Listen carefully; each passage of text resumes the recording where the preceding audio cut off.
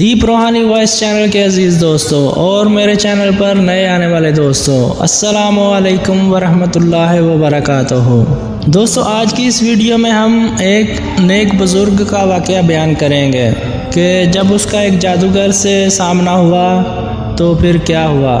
وہ جادوگر جو ایک جن کی مدد سے جو قبر میں موجود مردوں کو زندہ کر دیا کرتا تھا۔ تو چلتے ہیں اپنے واقعہ کی طرف۔ ایک مرتبہ ایک جادوگر نے ایک جن کو اپنے قابو میں کیا ہوا تھا۔ وہ جادوگر اس جن کو زمین کے نیچے چھپا دیا کرتا اور جو چاہتا کہلوا لیا کرتا۔ اس زمانے میں حضرت عبداللہ شاہ بلوچ رحمۃ اللہ علیہ کی خوب شہرت تھی۔ آپ اللہ تعالیٰ کے برگزیدہ بندے اور صاحب کمال بزرگ شخصیت تھے۔ اس جادوگر کی شہرت بھی اس علاقے میں بہت زیادہ ہو گئی تھی اور اس شخص کی یہ بات بہت ہی مشہور تھی کہ یہ شخص بڑا ہی باکمال ہے۔ یہ قبر کے مردوں کو زندہ کر کے ان سے بات کرتا ہے، ان سے ہم کلام ہوتا ہے، اور اس طرح کی باتیں اس شخص سے منسوب ہو چکی تھیں۔ اس جادوگر نے بہت سے لوگوں کو اپنا مرید بنا لیا تھا۔ جس کسی بھی شخص کو اس بات کی خواہش ہوتی کہ وہ اپنے خاندان کے مردوں سے باتیں کرے تو وہ شخص اس جادوگر کے پاس آ جاتا، اس سے اپنا مقصد کہتا تو وہ جادوگر اس شخص کو اپنے ساتھ لے جا کر جن کی مدد سے ان کے خاندان کے مردے کو بلوا کر ان کی خواہش پوری کر دیتا، اور وہ لوگ سمجھتے تھے کہ وہ مردہ انسان ان سے باتیں کر رہا ہے۔ اس جادوگر کی ہمت اتنی بڑھ گئی کہ ایک مرتبہ حضرت عبداللہ شاہ بلوچ رحمۃ اللہ علیہ کی خدمت میں آیا اور کہنے لگا، اے فقیر، تم نے بہت سے لوگوں کو اپنا مرید بنا رکھا ہے۔ اگر تم مجھے بہت سا مال دو گے تو میں چپ رہوں گا، ورنہ تمہاری دکانداری ٹھنڈی کر دوں گا اور کوئی بھی شخص تمہارے پاس نہیں بھٹکے گا۔ اس جادوگر نے اس طرح گستاخی اور بدتمیزی کا مظاہرہ کیا۔ پاس بیٹھے ہوئے عقیدت مند اور مریدوں کو غصہ آ گیا، مگر حضرت عبداللہ شاہ بلوچ رحمۃ اللہ علیہ نے اس جادوگر کی بات سن کر آپ مسکرا دیے اور اپنے خادم کو حکم دیا کہ اسے 10 روپے دے دو اور چلتا کرو، کیونکہ کتے کا منہ لقمے سے ہی بند ہو جاتا ہے۔ آپ رحمۃ اللہ علیہ کے حکم سے آپ کے مرید نے اسے 10 روپے دینا چاہیں، لیکن اس جادوگر نے 10 روپے لینے سے انکار کر دیا، کیونکہ وہ زیادہ پیسوں کی لالچ میں آپ رحمۃ اللہ علیہ کے پاس آیا تھا، جبکہ اس دور کے حساب سے یہ 10 روپے بھی بہت زیادہ تھے۔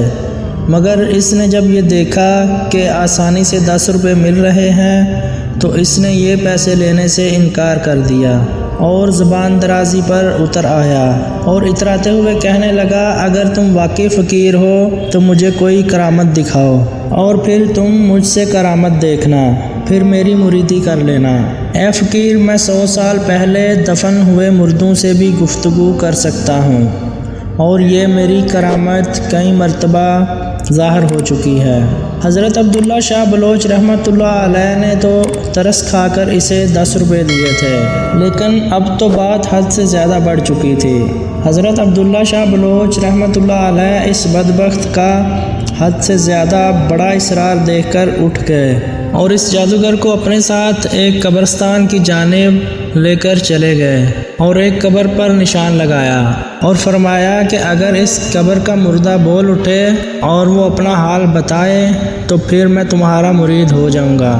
اس جادوگر نے جب یہ سنا تو وہ فوراً تیار ہو گیا اور اس قبر پر کھڑا ہو کر کہنے لگا، یاسین۔ تو اس قبر سے آواز آئی، والقرآن الحکیم۔ اس کے بعد اس جادوگر نے حضرت عبداللہ شاہ بلوچ رحمۃ اللہ علیہ سے کہا کہ قبر والا مردہ زندہ ہو گیا ہے، اب تم اس سے جو پوچھنا چاہتے ہو پوچھ لو، یہ تمہاری ہر بات کا جواب دے گا۔ حضرت شیخ عبداللہ شاہ بلوچ رحمۃ اللہ علیہ نے اس جادوگر کی بات سن کر اپنے پیر زمین پر مارے اور فرمایا کہ اس آدمی نے جس کسی کو بھی زمین میں داخل کیا ہے وہ فوراً باہر آ جائے۔ تو اسی وقت 14 برس کا ایک لڑکا آپ رحمۃ اللہ علیہ کے سامنے حاضر ہو گیا۔ آپ رحمۃ اللہ علیہ نے اس سے پوچھا کہ تم کون ہو؟ تو وہ آپ کے پوچھنے پر کہنے لگا، یا حضرت، میں کویت کے جنوں میں سے ایک جن ہوں اور چند برسوں سے اس جادوگر کی قید میں ہوں۔ اس کے کہنے پر میں اس زمین کے نیچے جاتا ہوں اور اس کے بعد یہ جو کہتا ہے اس کے مطابق میں بات کرتا ہوں۔ جن کی یہ بات سن کر تو آپ رحمۃ اللہ علیہ نے فرمایا، اللہ تبارک و تعالیٰ کے حکم سے آج میں تمہیں اس جادوگر سے آزاد کرتا ہوں۔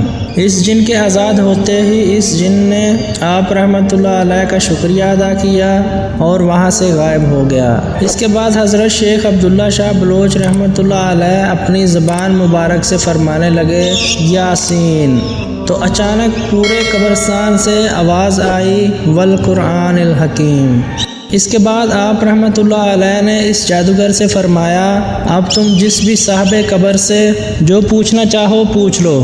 جب جادوگر نے یہ بات سنی تو وہ حضرت عبداللہ شاہ بلوچ رحمۃ اللہ علیہ کے قدموں میں گر گیا اور وہاں موجود آپ کے عقیدت مند نعرہ تکبیر کا بلند نعرہ لگاتے ہیں۔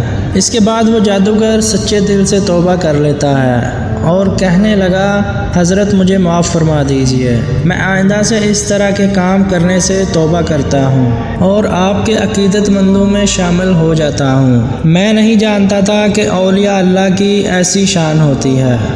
سبحان اللہ۔ تو دوستوں ملتے ہیں اگلی ویڈیو میں نئے واقعہ کے ساتھ۔ اللہ آپ سب کا حامی و ناصر ہو۔ السلام علیکم ورحمۃ اللہ وبرکاتہ۔